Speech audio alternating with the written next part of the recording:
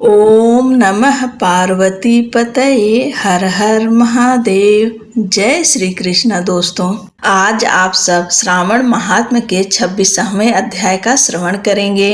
आज की कथा में हम सब जानेंगे श्रावण अमावस्या को किए जाने वाले वृष पूजन और कुश ग्रहण का विधान।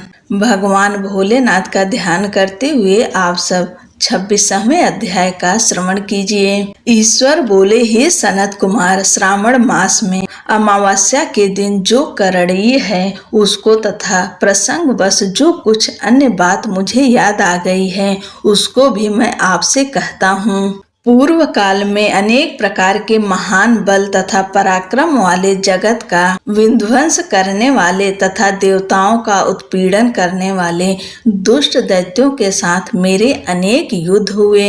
मैंने शुभ वृषभ अर्थात नंदी पर आरूढ़ होकर संग्राम किए, किंतु महाशक्तिशाली तथा महापराक्रमी उस वृषभ ने मुझको नहीं छोड़ा।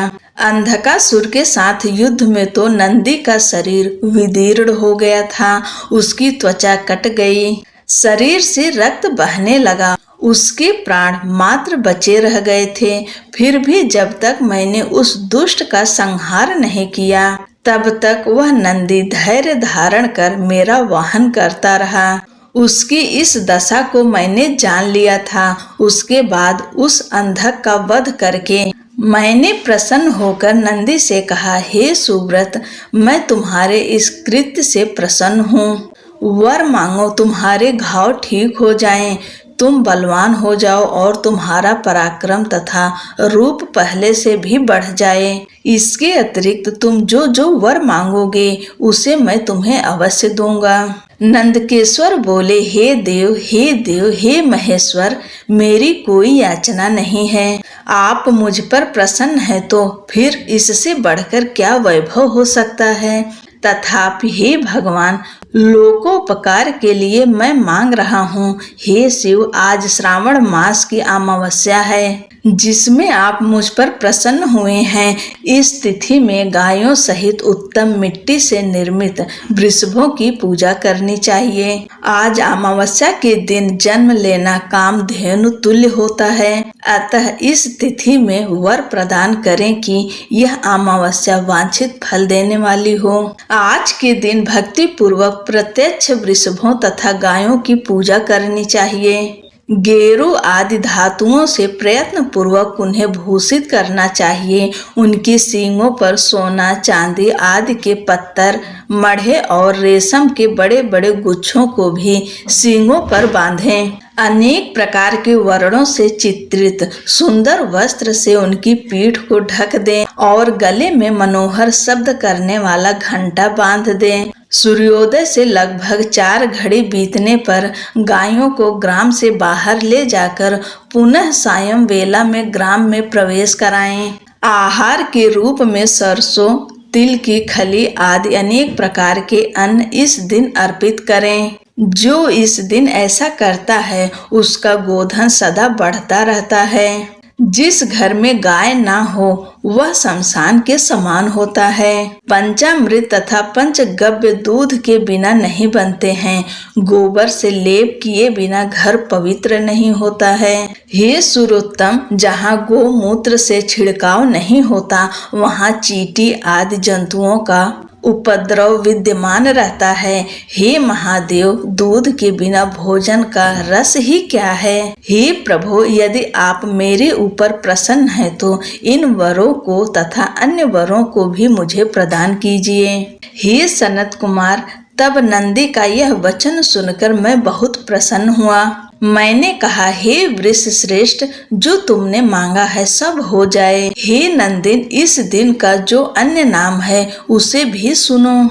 जो वृषभ किसी के द्वारा कहीं भी किसी कार्य में प्रयुक्त नहीं किया जाता और तृण खाता हुआ तथा जल पीता हुआ जो शांति पूर्वक विचरण करता है तथा महान वीर व बलशाली होता है उसे पोल कहा जाता है। अतः हे नंदिन, उसी के नाम से यह दिन पोला नाम वाला होगा। इस दिन अपने इष्ट बंधुओं के साथ महान उत्सव करना चाहिए।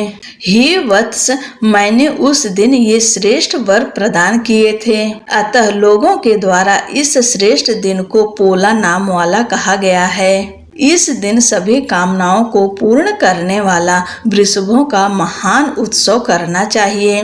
इसके साथ ही अब मैं इसी तिथि में किए जाने वाले कुश ग्रहण का वर्णन करूंगा। श्रावण मास की अमावस्या के दिन पवित्र होकर कुशों को उखाड़ लाएं।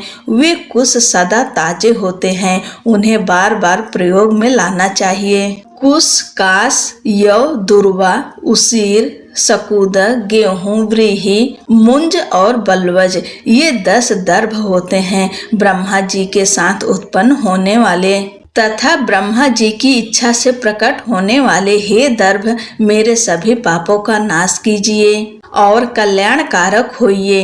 इस मंत्र का उच्चारण करने के साथ ईशान दिशा में मुख करके होम फट मंत्र के द्वारा एक ही बार में कुश को उखाड़ लें। जिनके अग्रभाग टूटे हुए न हों तथा शुष्क न हों, वे हरित वर्ण के कुश श्रद्धा कर्म के योग्य कहे गए हैं और जड़ रहित कुश देव कार्यों तथा जप आदि में प्रयोग के योग्य होते हैं। 7 पत्तों वाले कुश देव कार्य तथा पितृ कार्य के लिए श्रेष्ठ होते हैं। मूल रहित तथा गर्भ युक्त तथा 10 अंगुल प्रमाण वाले 2 दर्भ पवित्रक के लिए उपयुक्त होते हैं।